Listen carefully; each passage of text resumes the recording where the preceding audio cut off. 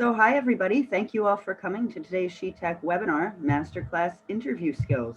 Today's episode is the third and final episode in our three-part Spring Prep for Success webinar series. Recordings of previous Prep for Success webinars are available in the SheTek Community Resources area. We'll tell you more about that library a little later on today. And we'll also have a Summer Prep for Success series coming up later on as well. Keep your eye on SheTek for updates on those. I'm Meg Vierig, Program Coordinator and Community Manager at SheTek, and I'll be your host today. Right now, all our attendees are muted by default, and we'll have time for Q&A with our guests Stacey and Sheri after their talk today. If you have questions, you can submit them in the Q&A or chat box at the bottom of the screen. We'll let you know that it's received, and we'll get them answered at the end of today's session, or if we run out of time, we'll get them answered in the SheTek community as well. You can also use the chat box to engage with us or the other attendees if you like. It's at the bottom of the page. Today's webinar is brought to you by SheTek Inc., a nonprofit organization registered in New Jersey dedicated to increasing the number of women and allies in the tech staffing pipeline. SheTek's patron sponsor is PAM10, an award-winning global IT services and staffing organization based in Princeton, New Jersey. PAM10 conceptualizes innovative software products and solutions for its clients and oversees them from development to implementation. PAM10 also connects exceptional talent to organizations around the world. Find out more about PAM10 at pam10.com. Today's webinar is titled Masterclass Interview Skills. We're talking to two interview masters from the SheTek Power team today, Stacey Stewart, Vice President of Information Technology at a healthcare products company, and Sheri Horwitz, Senior Vice President of IT at Synchronos Technologies. Stacey Stewart is a Vice President of Information Technology function at leading healthcare products company. She's the executive owner for data governance aimed at bringing together business and technology stakeholders to deliver data solutions that are both value-driven and scalable for use across the company. Stacey brings 27 years of diverse strategic and operational experience in data management, analytics, information technology, supply chain and sales and marketing. Stacey has worked in many functions in technology and data management, including enabling areas such as connected visibility, agile applications, performance management, cognitive analytics, and predictive modeling. Stacey received the YWCA Tribute to Women in Industry Award in 2016. She's a frequent speaker at industry and data governance conferences and is a passionate advocate in high school forums to educate students about opportunities in STEM-related careers. Stacey received a Bachelor of Science cum laude from the University of Delaware with the degree of Economics and Management Information Systems. Sheri Horwitz is an accomplished IT and product development executive with more than 20 years of IT, global product management, and product development experience managing large and small 180 plus teams. Ms. Horwitz currently works at Synchronos Technologies, where she serves as the Senior Vice President of Technical Support Services. In this role, she has a broad range of responsibilities, including delivery of IT services, global information security, IT service management, program management, and performance engineering across the company to a global population of more than 1,400 employees. So she knows a lot about interviewing. Sheri's proven track record of successfully managing the delivery of complex projects, including smartphone applications, cloud computing, and broadband solutions, makes her a great example for all women who aspire to lead in tech. Sheri joined the Synchronos team in August of 2000 and has since been a key member in taking Synchronos from a handful of people to a global company. In addition to her formal IT role, Sheri's active in the community, works with several nonprofit organizations besides SheTek, including American Corporate Partners, where she mentors U.S. veterans and has been invited to be a part of their advisor roundtable. Sheri is also a dedicated advocate for other women in business, including actively encouraging girls in IT and starting lean-in circles at Synchronos to support and promote women in tech. Sheri and Stacey, thank you both so much for joining us today. I'm going to hand it over to you both to get started. Thank you, Meg, for the intro. Hello, everybody, and thanks so much for joining. And as Meg gave you a bit of my background, I currently am Senior Vice President at Synchronos. And in that role, I do have the opportunity to interview people and have along the way. At this point in my career, typically my team members will do the technical interviews, and then I'm going to be doing more of the soft skills and seeing how they fit into our company. So that's the experience I'm coming with you today. But of course, along the way, I've hired for all the positions that I've actually been in myself. So today, We're going to talk a little bit about setting the stage, skills. We're going to do some sample interview questions, provide some other tips, which are in some cases new, in some cases just we're really trying to emphasize some on setting the stage. And then we'll also, in the deck, we'll have examples of technical questions. So if you are looking for a technical position, we'll have various examples so you could take a look at, but we're not going to actually review them in great detail. Thanks, Meg, for the next slide. Great. So here we are, setting the stage. So before you arrive, make sure you research the job and the company that you're going to work for. An interviewer is going to want to know that you know where you are looking to apply, know something about the company. If at all possible, research the person or persons who will be interviewing you. So if you know who that is, it definitely helps. I mean, of course, in social media, you could, get their background. It helps this way. You could ask pertinent questions even to that person, because part of an interview is asking questions. So you could ask that person about their specific role or how they got there. So having that research behind you would be very helpful. Dress for success. So even if and these next 2 points kind of go together, because there's in-person interviews these days, but there's also remote interviews. So even if you're home, make sure you dress like you're going into the office. Even your bottoms. So I know we all dress the top up, but if you dress your whole self, it makes you feel ready for the interview, right? Like as if you're going into the office. So that's an especially good tip, I think, for these remote days. Also, make sure you're in a quiet place. Have backup if your internet goes down, so have a hotspot on your phone just in case. And do mock interviews with a trusted colleague or friend prior to the interview. Really helps settle your nerves and see what they think your future employer might be asking you as well. Anything to add here, Stacey, before we go to the next slide? No, I think you covered it. That's great. All right, next slide then. Okay, so I'll just quickly introduce myself similar to how Sheri did, to talk about my experience in interviewing. And, throughout my career, early on in my career, I did get the opportunity to interview for team members. Often it was a peer that I was interviewing for early on in my career. And as I progressed, as I was building teams, I was looking for team members, looking for the technical skills.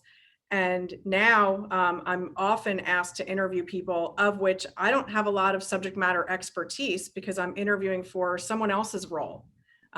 Maybe it's a business partner that I have to work with, and they want me to, ask a whole bunch of the detailed expertise questions. So over 30 years, I've definitely met with, heavily experienced people, brand new college graduates. And what Sheri and I have tried to put together here is to talk about the different types of skills that, regardless of the interview, you're looking for. And then we're going to try to role play a little bit and answer the questions. So we'll exchange and try to answer some questions, and then provide feedback as to what was good about it and what was not. So we'll attempt to not speak over each other, but it might be a little tricky. So that's the way we'd like to run this session, to give a little bit of the expertise that we have in doing this. And hopefully you can learn a little bit about what people that are interviewing you are really looking for. So in the skills space, you've got this thing called soft skills, and we listed a few of them, but there's so many of them. They're the things that have nothing to do with, your background by way of the details on your resume. But they're the things that are sometimes hard to come through in the way that you answer a question. How do you think about problems? How do you think about anything presented to you? What are your critical thinking skills? How do you work with others? So collaboration, and how are you as a team member? Persistence, having that kind of a thought process come through in the skill set of, I'm not going to give up easily. The reason why we call it work often is because it is work. You have to keep at it and show that persistence, and grit, I think, is a word that's used. Are you organized? Are you scattered all over the place? And often how you even show up shows your level of organization. and communication. So even the way that you answer, the way that you even got into that first interview, how did you communicate in a concise, clear way and make your points? And last, and there's probably so many more that we can list here, but this one will come through, I think, in some of the questions, your willingness to learn. In this day and age, we're all learning things every single day.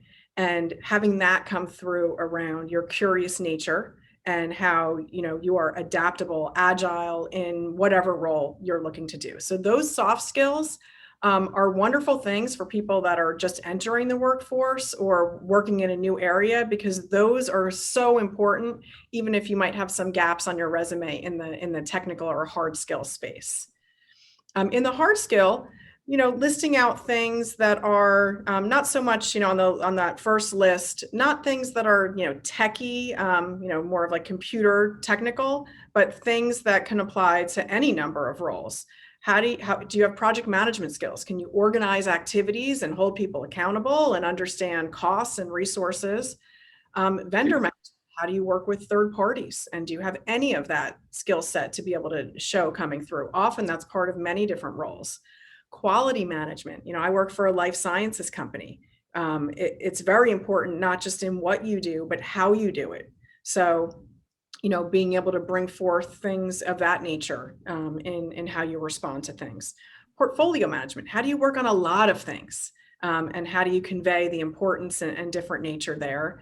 Training. So that's depending upon the role. Often you have to teach others what you're doing or have some aspect of training. So those should be considered hard skills that you definitely want to bring forth. Then on the other side, and we didn't list them all, but certainly in any sort of STEM career, the list goes on. And these are the things that you went to school for or have deep experience or some experience in actually executing and learning a certain trade or an approach or a certain tool set. So, listing those out and really inventorying on your resume or even before you go into an interview to make sure that you kind of have that full set of what is it that what is your inventory of, all of those soft and hard skills and think about it beyond even just the resume.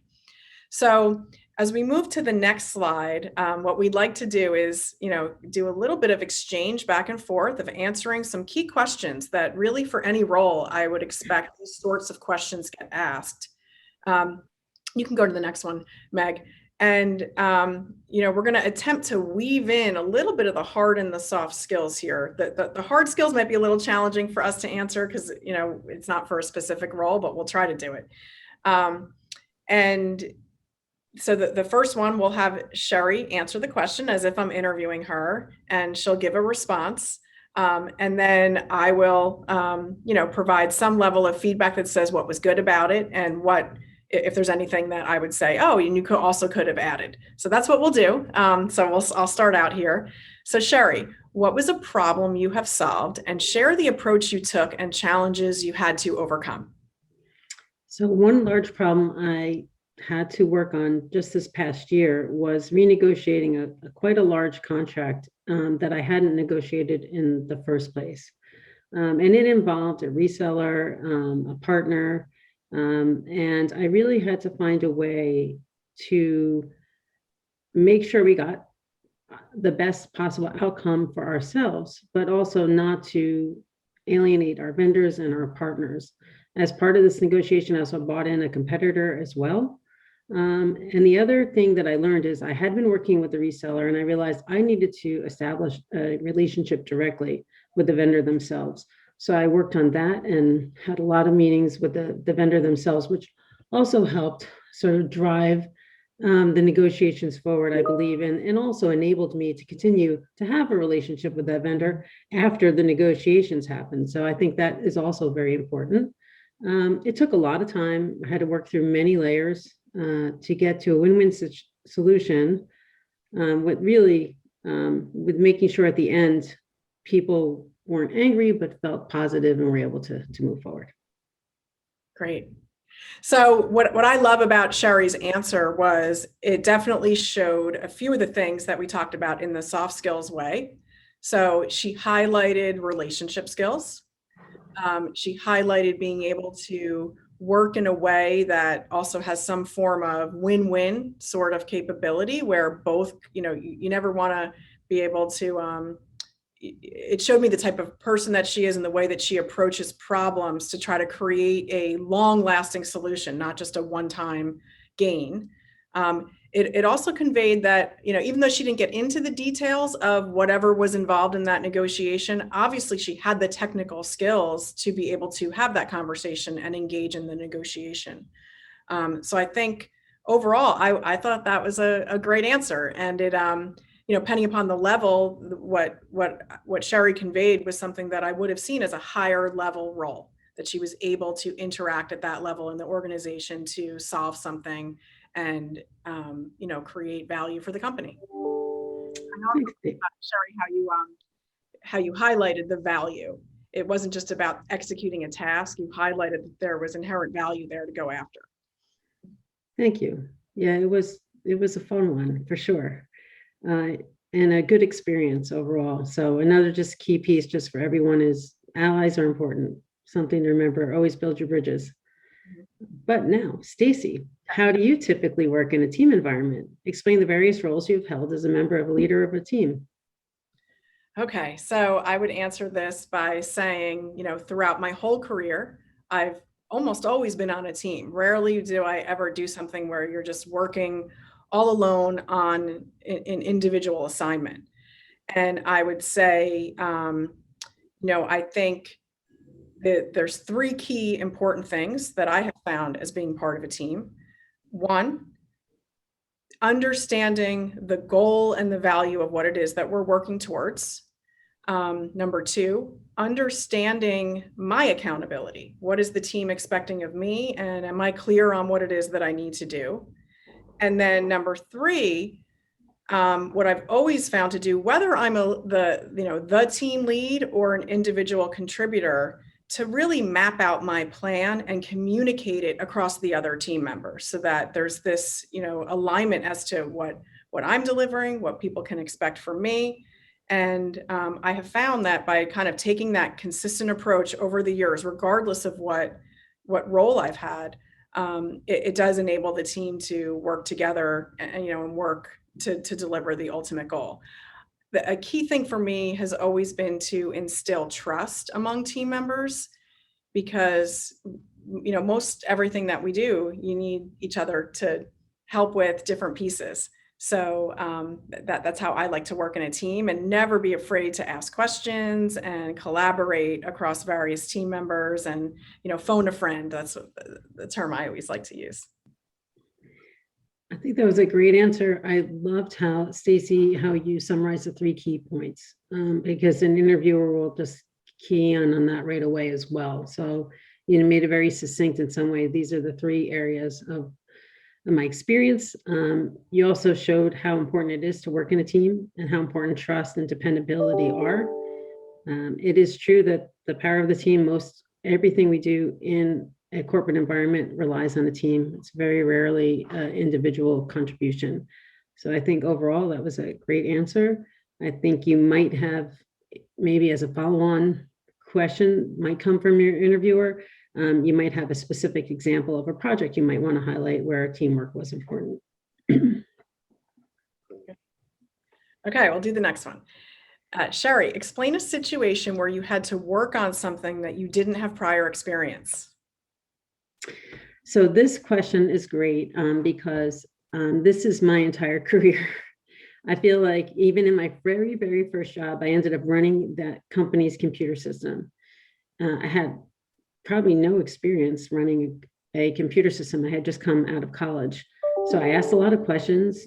I learned about the business so I could work with the vendor and make sure that the custom software we were getting met our needs. But a funny story is, way back then, offsite backup literally meant me taking the computer backup home on the train every day, every weekend. So that was our offsite backup was in my apartment in New Jersey from New York City. In my current role, I had product management and delivery responsibilities. So engineering delivery responsibilities, but I never was in IT. My manager asked me to move over, and I thought, it's not really such an area I ever really was interested in, but okay, what the heck. So I spent a lot of time letting people educate me, asking questions, and reading. I also sought out outside parties and joined IT-related industry groups. The combination really did help me learn, and eventually, actually, I love what I'm doing. I've never been more satisfied or stimulated by a job than I am now. I'm continuously learning. It's a very large and complex area. So I'm really happy that I had the opportunity. So it's, and who knows what the next thing will be. It feels like for me, I've always just moved from one thing to the next that I didn't quite have experience in, but you learn, you ask questions, you find your trusted people, and you deliver, hopefully. So another great answer. I think what was so good about that is you showed a little bit of like the fearlessness that all of us will need as we enter this new workforce. And, you even highlighted your whole career. You're not afraid to go take on new challenges and learn new things. I think you also showed examples of using the relationships you have, as well as building brand new ones, the industry forums that, when you're not afraid to ask questions, you took it upon yourself to learn it. I like your story of bringing the tape home on the train, because it also shows, I think what most employers want is engaged employees, people that care about the problem that they have to solve and will go to, the whatever degree to solve the problem. So if there was no place to keep something, Sheri brought it home, and she solved it. It's a funny thought now, but yes. Yeah, not that we recommend that as an approach, but for that day and age, it was you were solving a problem, and exactly. Offsite backup. Have to keep it safe. Yeah. So I think and I definitely think I've asked that question almost in most interviews, because I want to see. I think often people don't give themselves enough credit for all the things that they solve in their everyday life, and when they get introduced to a problem that they don't know anything about. What do we all do? We go on Google, we search, we talk to people. It doesn't necessarily have to be work, and you can learn so much just by self-taught and reaching out to others. So I thought that was a great answer, and certainly served you well in your career. Thanks, Stacey. And now for the tough one that we all get: share a failure and what did you learn? Okay. So I definitely have had things that have turned out less than ideal, to the extent that they would be called a failure, even though you hate to call it a failure.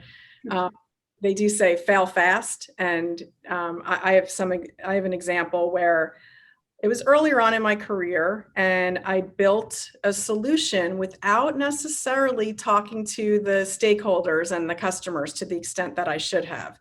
So I went further down the path and built something, and then found that I was surprised when it didn't meet what the customer needed.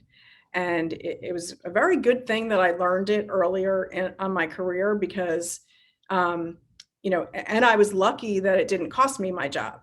So I learned a few things around just, my contribution to making sure that you talk to the customer. So that whole customer centricity of the customers first, and understanding truly what it is you're trying to solve, what you're trying to build, before you go and invest money and time in something.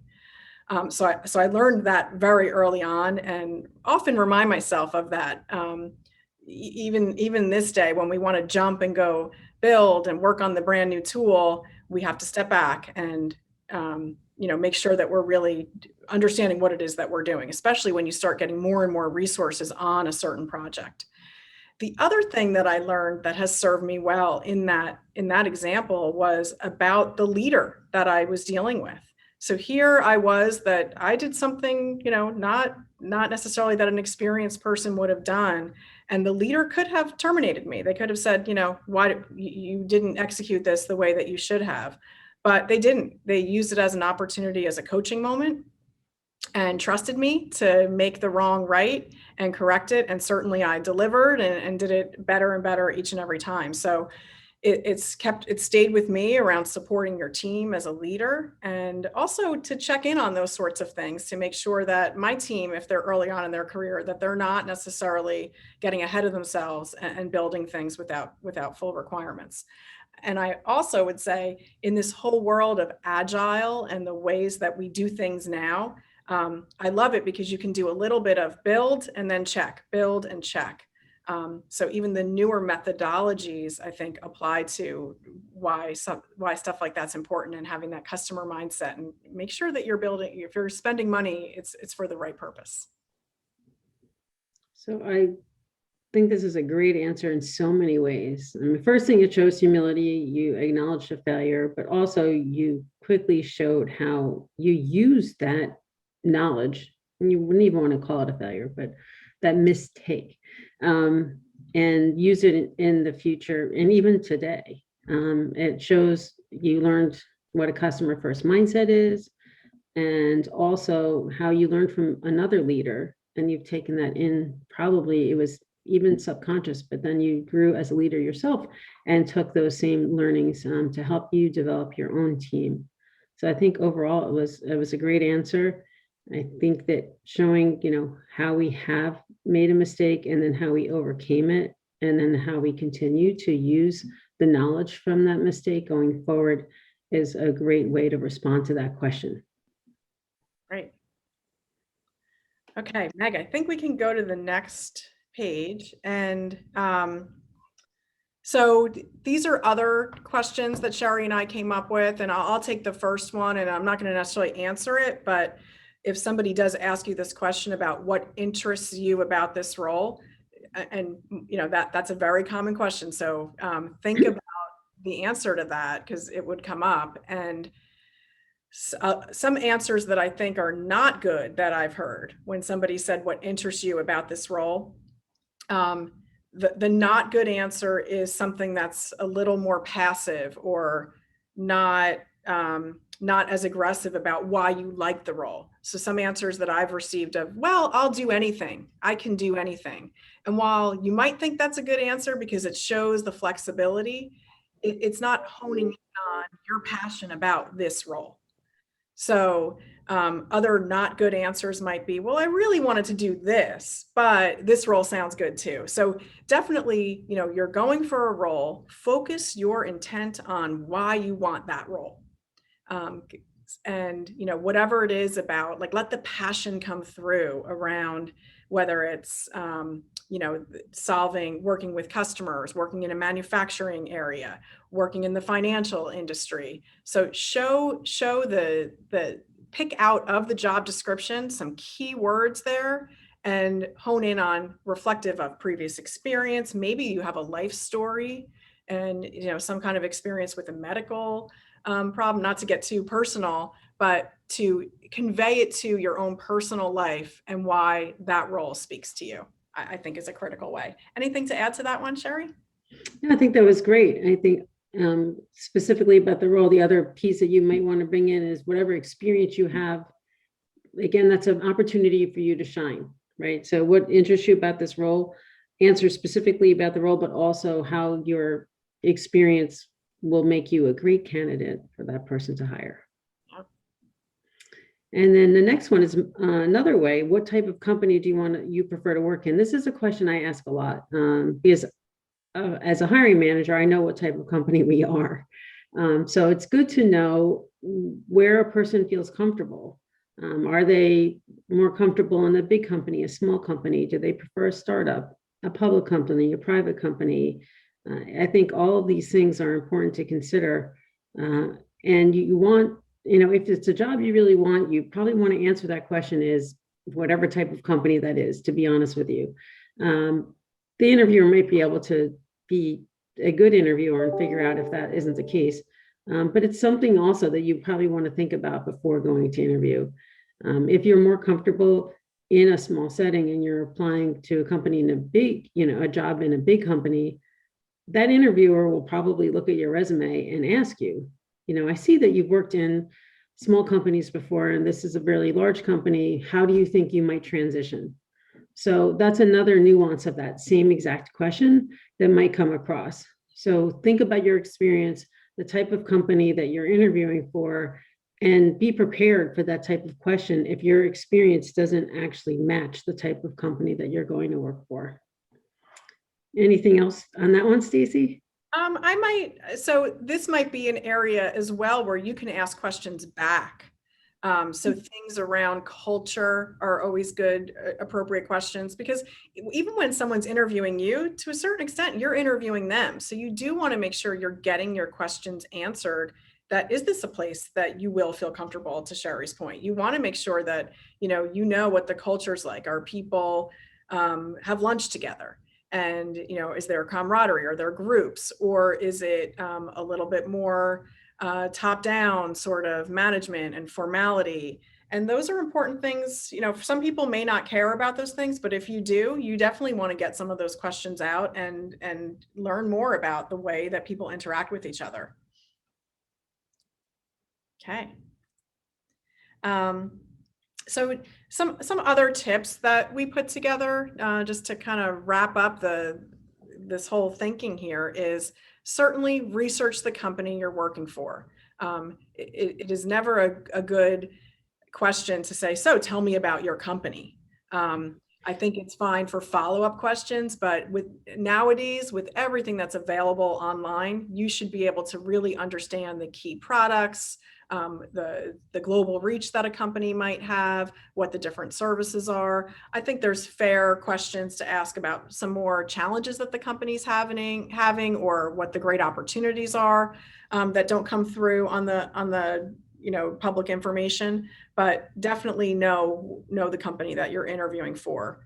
And you can even incorporate some of those within the answers that you give. So when you're talking about some great experience, and if you know something about the company, you can interject and weave that in. So thoughtfully think through that. Consider to make sure that you're asking questions related to the role in the company, and highlight somewhere throughout this the team player aspect. You want it to come through that you are competent in the role. But if you're competent, but you can't convey that you can work across a team and help each other out and collaborate, that piece absolutely needs to come through. It's something I always look for.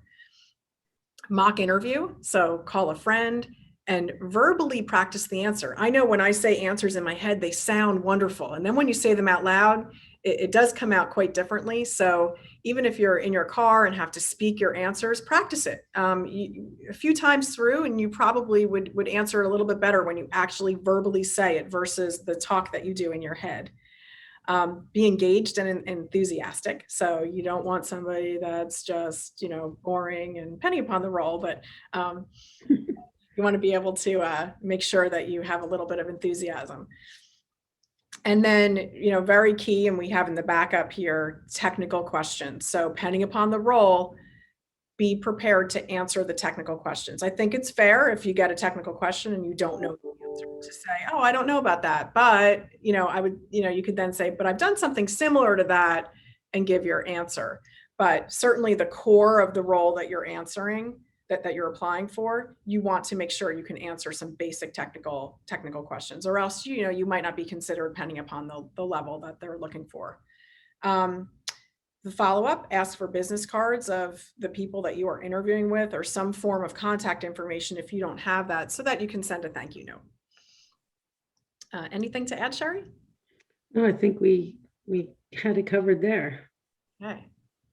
All right. So in this deck that you will have access to, we have a bunch of sample questions that we're not going to go through here. So depending on what you're doing in STEM, we just listed various ones. So if you're going for a database type of role, here's a bunch of questions that you might be asked. Next slide. We're going to kind of go through these quickly. So storage and Linux. So we have some storage questions on the left and some Linux questions on the right. And there's some basic questions you could see there. You should be prepared to answer, like what's the difference between Unix and Linux, for instance. The next slide, please. So corporate IT type question, like this example was provided for my company, which is what version of ServiceNow or have you worked on? So whatever you're interviewing for. So if you're looking for a business support type of role, then just make sure you're prepared to answer these questions. And I think, is that the last slide on these? Network, of course. There's a bunch here on the network side as well. So if you're going for a network position, there's a bunch of questions here as well. And I'll add to that too, because one of the things that I've done in previous companies, we actually had a Microsoft Excel test that we gave every candidate to actually, we gave them a problem and gave them data sets, and they had 20 minutes to go work on it. And what we found is they didn't even need to get the right answer. So it wasn't about producing a result, but it was more around showing the thought process, right? Because every new problem, you have to, every new problem is a new problem and you have to solve it. The important piece is to convey how you think about a problem and think about tackling it. And you do that via your technical skills. So I think, again, it's fair if you don't necessarily know the exact answer on some of these areas, depending upon the role. But I think it's that critical thinking and the way that you go and solve problems that should come through. Absolutely. Yeah, and also be prepared if you're a developer. So if you're working on Android or iOS or web, that we give a test. Like in our company, they would particularly say, go build XYZ, and may give you something small, a small task, and to have you actually go and code it and come back. It would obviously be small because it'd be in the process of an interview, but just something to also consider as well. Like as Stacey said, they gave an Excel. We definitely give other types of tests as well, depending on the role that you're looking for. So that's what we pulled together a little bit more formally to share this exchange. And Meg, I'm not sure if you have any questions that are coming through that we'd be happy to take. Yeah, we actually did get a couple of questions from our watchers. They're very engaged, and I was happy to see people networking in the chat as well. So we did get one question from one of our attendees here that I thought was really fascinating, because this isn't something I've experienced myself, but I know is more common now.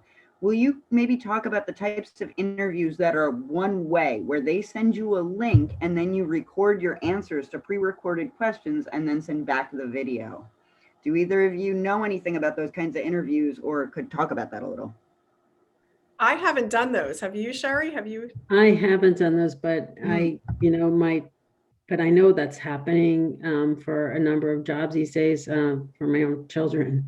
So it's a kind of like a first step to get an actual interview, is to do these pre-recorded interviews. And that would be a challenge for sure. But I guess take these same exact tips that we gave you and think about them in your recorded response.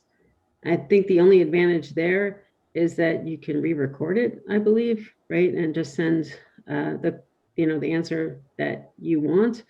But I would use the same basic thought process in your prepared questions. Yeah, I agree. I think, I agree. My son is going through that, and he actually explained it to me, and I wasn't quite sure what that meant. So the way you explained it, Meg, was interesting, that it's a link that you get. But I agree. I think it's the same exact things. You want to convey these same points about soft skills, hard skills, and how you still want to have, even though there's no one sitting across from you and interacting, you still want that energy to come through and excitement about the role, because people are sitting there watching it as if you are sitting across from them. Right. And that's hard for you. You have to keep looking in the camera. So I think that definitely takes practice. It's hard these days to have to go through these multiple entry points, I think, to get the actual real in-person interview. The other format that we often use, and it's a bit of a time saver to some of the traditional interviews, is a panel interview. So instead of meeting with one person and then you have to show your whole history, repeat it again, you're meeting with each person. You might have 4 or 5 people, and they each are coming at the role from a different angle, and they'll ask different questions.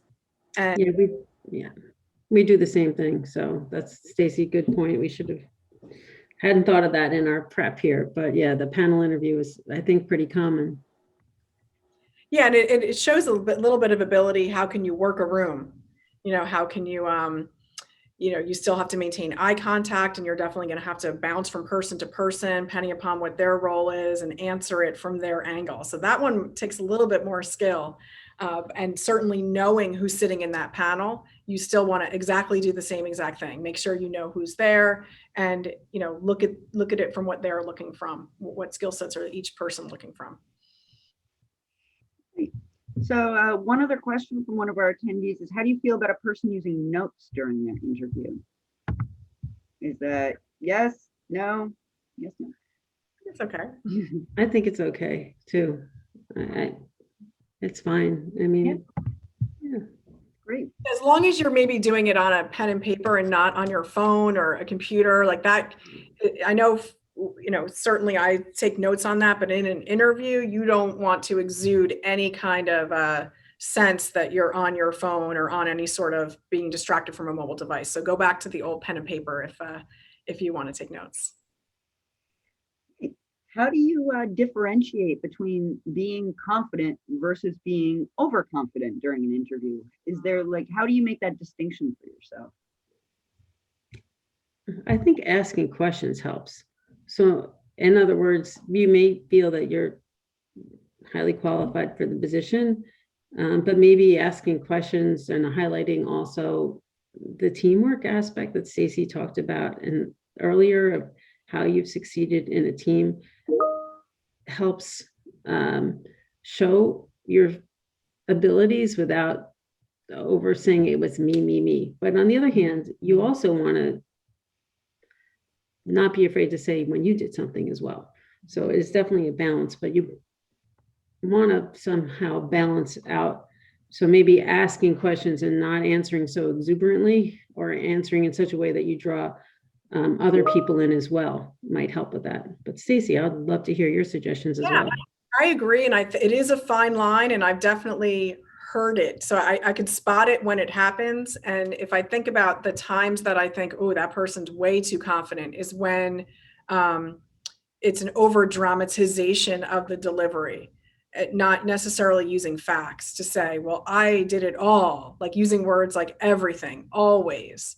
None of us are always delivering and always doing these things. But if you can cite specific examples and what was delivered and how it was delivered versus I always save the day. So staying away from a little bit of that dramatization of I know everything sort of a thing maybe could help. And I think the mock interviews also might help if you're doing it with somebody that you trust, that would be very open to say, you might not want to say it that way. Because certainly sometimes you don't realize you're saying things in certain ways that you might be saying it that could exude that off-putting manner. I agree with that. Oh, right. So another interesting question from one of our attendees.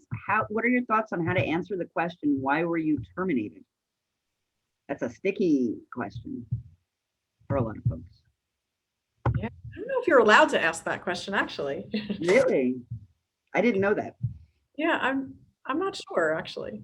So what if you are then asked a question that's not legal in an interview? Because I know that has happened to me, where I know that they're not allowed to ask about your family status or things. So what if you're asked a question that's not legal to ask you?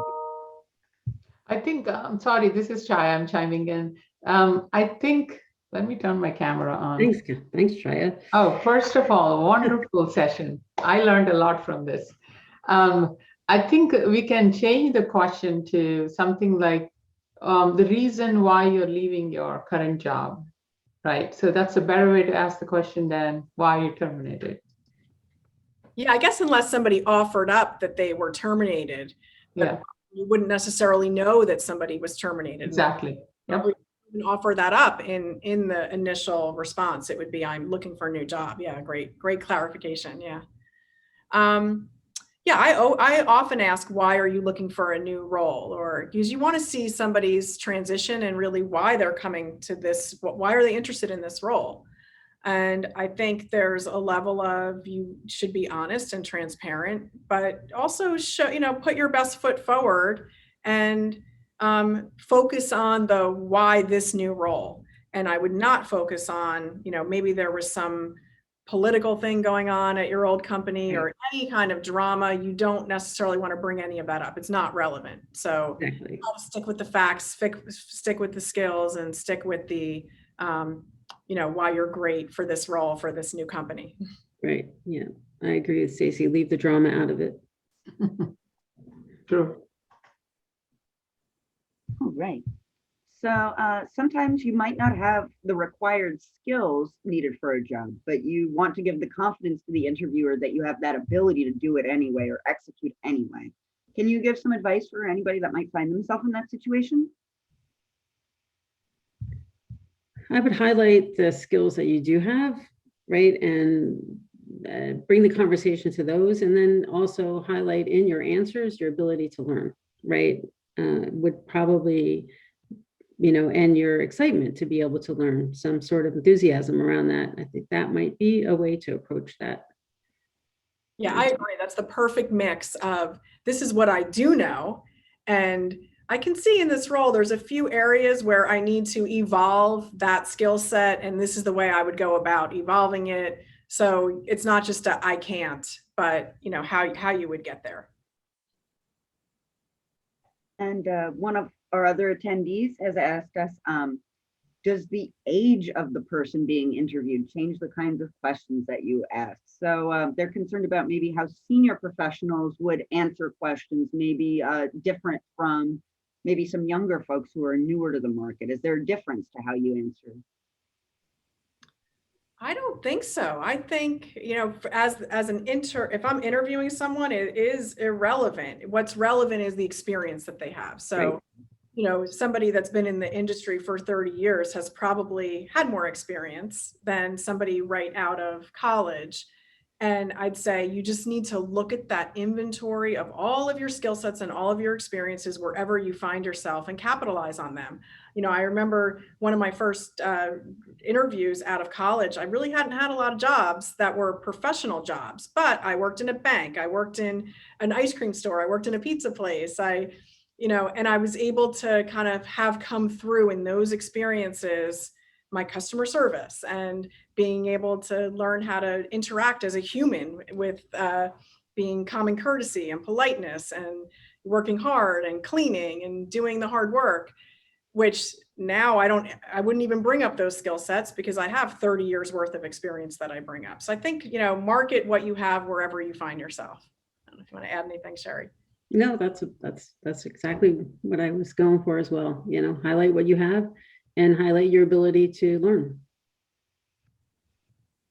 Great. And then the last one that I have here is, do you have any tips for how to break the ice or have comfortable conversation with an interviewer that is maybe intimidating or not welcoming or very serious? How can you develop a rapport with that person who may be difficult to build rapport with? Yeah. I've had such experiences. You have an answer to that one, Jaya? I don't know, I think my initial response would be, and that would be hard because you would feel intimidated yourself. So for us to sit here and give advice is actually kind of challenging on that one because we're not in the room. But I think I might try to find a way to ask that person a question that doesn't border on personal, but sort of does, something about them. So, and maybe compliment them in a way. So let's say you have researched that person, like we had suggested prior to going into the interview. So something about their ascent in that company or what their job is. So you could maybe compliment them on, like, you have, not in an obvious and gushy way, but in a subtle way, I really, you've raised yourself to, your job is so important, or, I see that you went from here to here. And, could you tell me more about, how you did that within this company and what were some of the obstacles you overcame to get your role within this company, assuming the person was promoted within that company? That might be one question, just to get the person talking more about themselves. And instead of asking you a question that might break the ice where you could have a conversation. Yeah, great response, Sheri. I had, way back when, early in my career, I had that experience with one interview that I failed, even though I tried to attempt to break the ice. It didn't happen. Most interviews I got through, but that was one interview I actually did not make it because I was so intimidated with the other person. And they would ask a question and I would respond, and in between my response, they'll cut me off and ask me some other question. And it's very difficult, right? So sometimes the interviewers could be really bad at their job. And it doesn't have to be all the time the interviewee blaming themselves, right? So that's something to remember. Yeah. Yeah, and I also think often, as employers looking to hire someone, they need you, right? Yeah.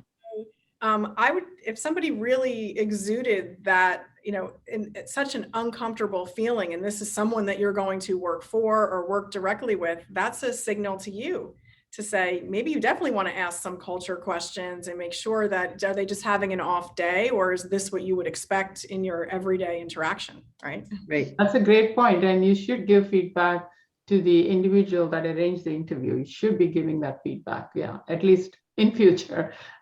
Maybe they'll find another person to interview. Yeah, very true. All right. So thank you all so much for this great session. I really love hearing all of your authentic responses, and I know that our audience does too. I'm just going to take a moment now to tell everybody a little bit about SheTek and what we do here. I'd like to invite everyone watching this today to join us over in the SheTek Power community. You'll find us over at shetek.net. The SheTek mission is again to increase the number of women in the tech staffing pipeline, and we do this through engaging, empowering, and employing women and allies just like you. You can engage with us in our community's active discussion board. We regularly post new topics to discuss things that are relevant to you in your career. You can connect with top women in tech around the country, learn from them, and then share your learnings with others. Sorry, I lost my place. The SheTek community even has a revolutionary matchmaking system where it's based on the interests and the skills in your profile, which makes it an ideal place to find a mentor. You can empower yourself with the SheTek community resources. We offer trainings in top tech skills, like our new 8-week data training bootcamps. Our next data curator bootcamp cohort will launch June 5th with live instruction sessions on Saturdays from 9:30 to 11 a.m. Eastern. Interested students can sign up at the SheTek community events page. You can catch on-demand trainings on the SheTek YouTube channel and also on the SheTek resources page. You can use our free downloadable worksheets to set effective goals, develop self-branding strategies, and check out recordings of our past events, including the past Spring Prep for Success series. They'll energize and inspire you, so come by and check out our archive. You can get employed using our community careers page. We post hot new tech opportunities around New Jersey, New York, and the rest of the US every week. Last week, we posted lots of remote roles as well, so stop by and check those out. From highly skilled and paid roles to entry-level positions suited for those just getting started, we've got a position for everyone. Stop by and find your next job with us and take advantage of our resources today. Thanks so much to everyone who joined us today for Masterclass Interview Skills today. And thanks to our guests, Stacey Stewart and Sheri Horwitz of the SheTek Power Team, and to Chaya, SheTek founder, special guest popping in there at the end. Stay plugged into SheTek. Join us at shetek.net. Follow us on your favorite social media, and talk to you soon. Thanks again. Thanks, Stacey, Sheri. It's a wonderful session. The highlight of the session is the role play. I loved it. Thank you. Take care. Thank you. Good luck, everyone. Good luck. Thanks, Meg. Yes, good luck, everyone.